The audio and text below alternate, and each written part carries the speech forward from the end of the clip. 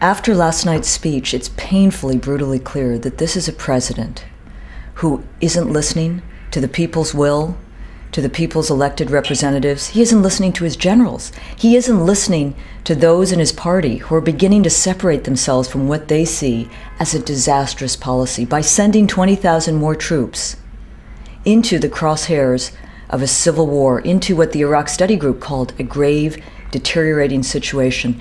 This president is recklessly using American lives to salvage a delusional national policy, in addition to trying to salvage a failed legacy. It is up to the Democrats and those Republicans, not left-right, but those who understand that it is in the national interest to find a way out of this disaster. That is where we are today. But the other thing about this speech that is so stunning is not what the headlines say today, which is that President Bush has finally admitted that if there are mistakes, the responsibility rests with him. It's way too late.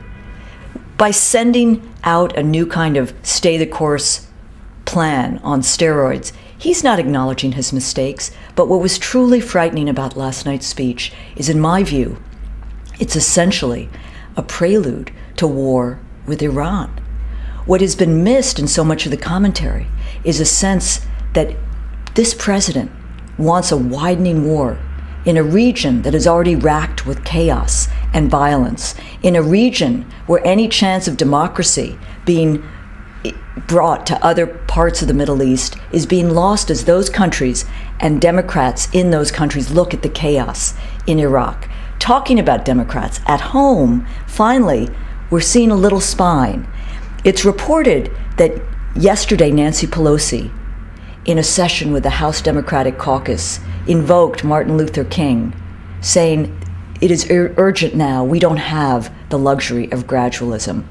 Senator Edward Kennedy has introduced a resolution calling for Congress to reassert its role in terms of authorizing new troops. House Representative John Murtha, the head of the Defense Subcommittee of the Appropriations Committee, is looking at how to fence off funds, how to use the power of the purse that is Congress's right, so as not to give a blank check to this additional $100 billion supplemental fund that is going to come before Congress at the end of this month or in early February.